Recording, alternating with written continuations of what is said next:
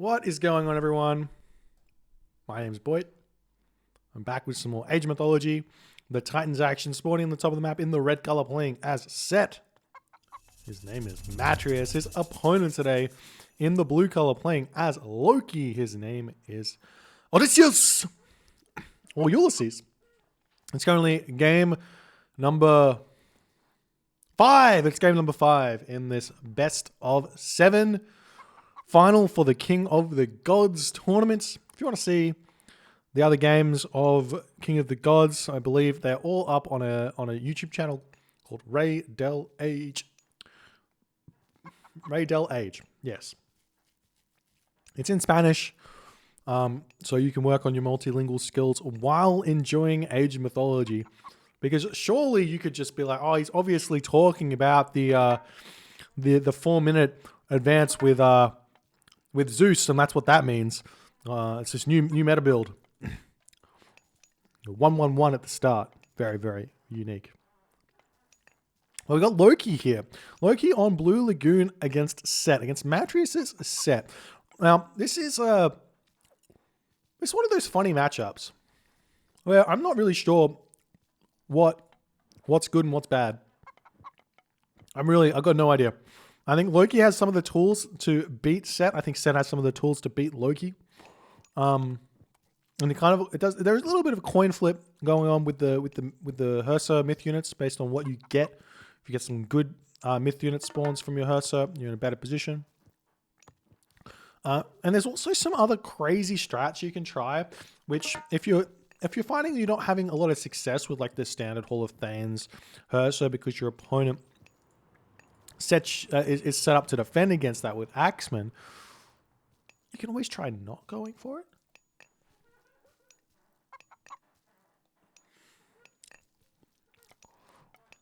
There are other strategies with Loki. Loki does have some tools which the other gods don't have, which you can go for. Things like Heimdall Njord. Yes, you have Odin who can do it as well. But Loki's got cheaper myth units. Loki's got more threat with the Hursa. So your opponent's going to want to spam out Axemen. They think you're going Heimdall, rushing them. And then you just come in with a bunch of Jarl. Feel fantastic. There's also some nasty boom plays which Loki can do, which you forget that Loki has some power spikes that you wouldn't think that Loki has. Because Loki is always going for Hall of Thanes. Always going for Hursa spam. And if you invest that much into army, a lot of the time your power spikes you're unaware of, you never see them. You never feel them. Power spikes like early Mythic Age with good economy mean you can afford things like Rampage. You can afford things like tons of Fire Giants. You can afford things like a couple of Hill Forts going into the Ballista Fire Giant earlier in the late game and feel yourself having a good time here. We do see that the priest here has been spied. Double Ulfsark from Ulysses going to prevent this elephant from getting converted. And the priest returning back home, trying to get as much damage done to this bad boy as you possibly can. The priest is just going to jump into this sentry tower and leave. He's got to realize that this is the thing that is spied here. He's got to realize he's going to be moving it straight back out. It looks like Forseti is coming through for it here. So no cheeky Heimdall plays. It still doesn't mean he has to go for Hall of Thanes. You can go Forseti, Bragi, Hell. Just play standard. Fast second town center. Just play, well, not standard. Don't play standard, but like you can do stuff without the Hursa. But I feel like the standard play here for Loki, just make those Hursa, get as much damage as you possibly can out. The problem with it is that the Hursa are such high value units, and they have good HP, but not so much HP that their value is diminished by how much damage Shifting Sands can do. So if Matreiuss builds a box, he can Shifting Sands into that box. I think it's 5 Hursa. I believe it's 5. I could be wrong. It might be only 4. But is it 400 HP or 500 HP? Anyways, it doesn't matter. You can get a lot of. I think it's 5. You can get a lot of Hursa into the box, And at 120 resources, with 80 of them being food, that's a lot of damage done and to slowing down the Loki player basically for, well, it's not for free, it's for classical age god power, but still that's a lot of damage. We see the Pharaoh priest coming in, gonna be pushing these Ursa back. The troll gonna get a couple of stones thrown over here, but should be dealt with very quickly here. 4.0 speed though. Actually, the troll rates here. This is a big brain play here from Ulysses. Trolls used to be kind of useless in this situation because they just get chased down by the Pharaoh. But now at 4.0 speed, they can run away from the Pharaoh. See the Ursa coming back in, taking this fight. Big mistake here, losing one Ursa already for only some gazelle and potentially a hyena there as well. This is just, I mean, he's still moving forward, trying to get some damage onto the Wadjet. Moving around, we do see a troll spawn. Not really what you want to see here. There's the Ursa retreating away. Going to keep that one alive or keep him staying in here. We do see the troll gets sniped there. Another priest goes down, but there's still two priests here going after the other troll here. The Wadjet does get sniped. The Pharaoh getting taken in, and we do see the shifting sands keeping that Pharaoh alive, but the units will retreat away. I don't know why he didn't shift over here. He tries to get him out, tries to get some damage in, but not going to get much value out of that shifting sands at all. Doesn't even bring the villagers home as more units flooding in areas. Ulysses is doing so much damage here onto Matreiuss. Matreiuss will get away from this location. He's starting to build those axeman spears. He's going to be pushed off hunt in his base. One monument can't really do the animal spam from the Pharaoh. At this point, let's turn on this so we can see what's going on. Can't really do the animal spam from the Pharaoh in this situation here. With only one monument and no necropolis. So this granary going to be going down, getting some more favor from this one. Potentially another myth unit spawn here. Villagers finish off the hyena over here. Can move forward to the middle of the map and grab the elephant if he so chooses. There's gazelle over here as well that he can grab. But it looks like he's just going to be retreating back home. Only 4 or 3 goat here. Bit interesting. We see another longhouse coming up for Ulysses. Still spamming out some units, making some throw and axemen as well to deal with the spearmen that are potentially going to be coming out. We do see a second town center coming up for Matreiuss. This is very, very sneaky.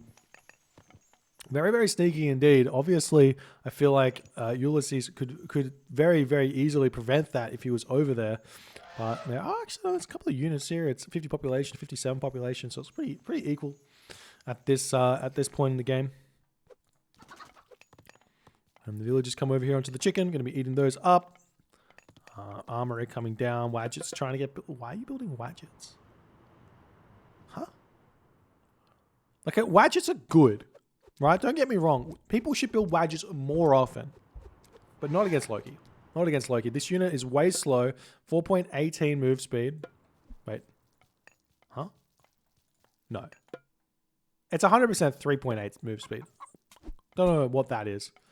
3.8 move speed versus the 5.72 move speed of the Loki. And they just get picked off super, super quickly there. Super quickly. Only 260 HP with only 25% hack armor. They die basically instantly to the Ursa and give free favor away. We just see the cheeky Ursa taking these down, getting an Iron Here spawn. It's very smart to do this. It's obnoxious, but very smart to do, especially with Loki getting out extra favor. We see the Wadjet getting chased down, and he's going to lose that Wadjet. I mean, he could just pull back all the other units and just let the Ursa run in and take it down.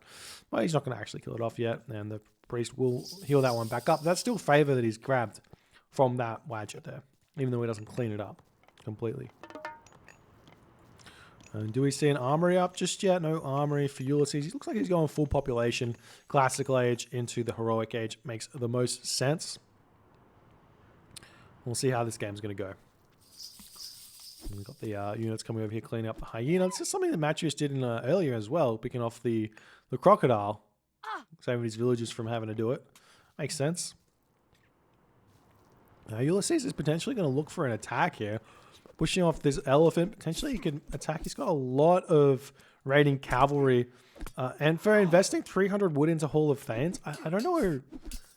I don't know if I like this. Not having the Ursa spammage means the flaming weapons is going to be significantly reduced in damage because you get no real myth units from it. How many does he have?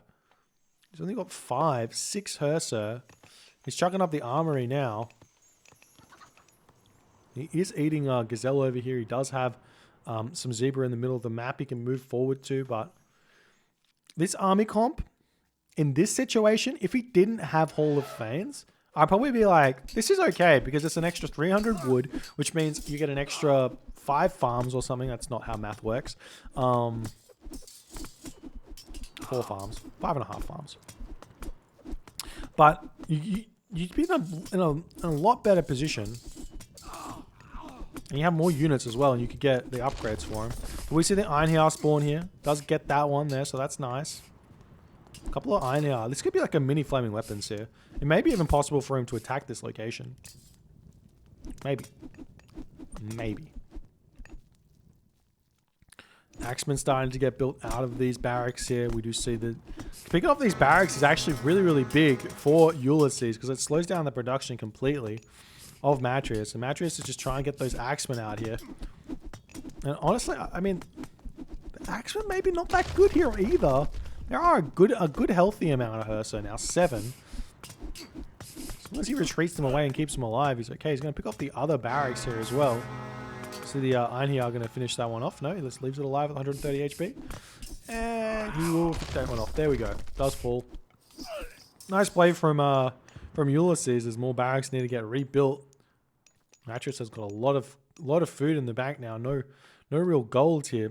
Do we see that Mythic Age? Oh, sorry, not Mythic Age, Heroic Age. We do not. More units getting built here. I think if Ulysses fights this now, and then he'll obviously win the fight or force the fight over here. I think he would obviously win the fight at this point with no production buildings up. But Ulysses doesn't really know that. I mean, there is a barracks over here as well. So it's not no military buildings. We've got Shadoof coming through. Matreiuss is trying to get to the next age. These raiding cavalry running straight past the town center. Going to be taking damage. And then they'll run into this gold mine. There's already tons of villages here. We do see the double mining camp here. I love that for Matreiuss. Another mining camp here, though, would really pick that up. These random villages just chilling over here. And they will get spotted by the raiding cavalry. Going to take a little bit of damage. The spearmen are moving over onto this location. We've got a second town center coming down for Ulysses. So no early Mythic Age here. I mean, he had map control, and he didn't eat these elephant here. He would have just sent these villagers forward instead of getting the farms. Sent the villagers forward onto this instead of all the villagers on wood. Being Heroic Age, hit a flaming weapons on this location. Easily take this down, and then push off the gold mine. Right? That seems like the strat. Given that Shifting Sands is gone, what do I know? What do I know? But a bunch of Wadjet out now. This is, funnily enough, the way that Matreiuss has kind of forced Ulysses to play. There are Hersa here, but the Wadjet are going to help out a ton at picking off these raiders and picking off the throwing axemen. I believe they have a track rating of, they got a 5 track rating, but 100% accuracy. So if they if these units are sitting still, they will definitely hit them. But oh god, again getting chased back here. He needs to turn around. He loses 1 Wadjet there. This is really bad. Box formation is your friend, ladies and gentlemen. With high damage, low HP units, box formation is your friend because the units that are high damage go into the center of your army, and then it's impossible for your opponents to like push in and take them down. But Plow is on the way for Matreiuss. He is in the Heroic Age Migdol Stronghold coming down now. Bragi is now on the way. 47 villages for Ulysses to 65 villages for Matreiuss. We've got some more longhouses coming up. We've got another Migdol here, so double Migdol for Matreiuss. Obviously, if Ulysses comes in and picks this one off, Matreiuss wants to retreat back over here. We see Siege Works, double Siege Works coming up as well for Matreiuss. These are only 25 gold here, so spamming them is very, very simple, though they do take a long time to build. But you see a big raid coming over here, picking off 2 villagers. Or 1 villager? 1 villager. This villager should be able to escape into the watchtower. Decides to let her live. Why not? Let her live. Axeman over here going after the temple. They will not survive here as the throwing axemen come over here. I'm going to clean these guys up. Throwing axemen look like they're going for a 3rd town center. So Ulysses not going for a timing attack at all here. Normally what you'd see is maybe Market here and then Mythic Age, go through tier, and then Flaming Weapons people went to this position here, and it'll be tough to defend. But instead going for the third Talent Center, potentially taking this late game here. It's not actually a bad idea against Norse. Against Set. Because Set doesn't have access to Osiris, which means you've got access to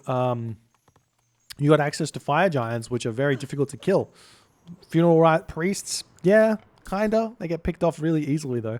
We do see this town center going to get denied here, though, as the Ursa pushing over here. There's still a lot of dead villagers, potentially. How many raiding cavalry? We've got 5 raiding cavalry that can come in and deal with these axemen as well. But he probably will retreat away here as soon as those axemen come in. Not going to lose any units, really. We've got an Iron Here that's going to come in and help this out, though. You could probably turn around and fight this at this point. Maybe run the Hersa. We do see a Valkyrie spawn as well. As the Valkyrie spawn hits, run the Hersa around, hit the villagers. Much better decision there. We do see a raid coming over here, going to be taking some damage as these throwing axemen just kind of forget where they're going. These heavy axemen only do 6 damage, so the dwarves pretty much win these fights. In fact, I think the dwarves do win the fight one-on-one here.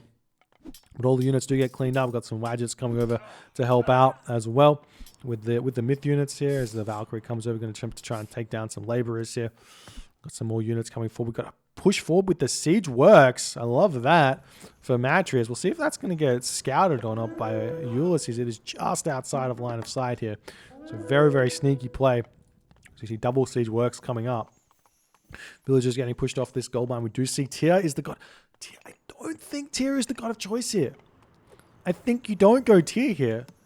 Against Set, you don't go Tyr. You go Hell 100% of the time. Every time.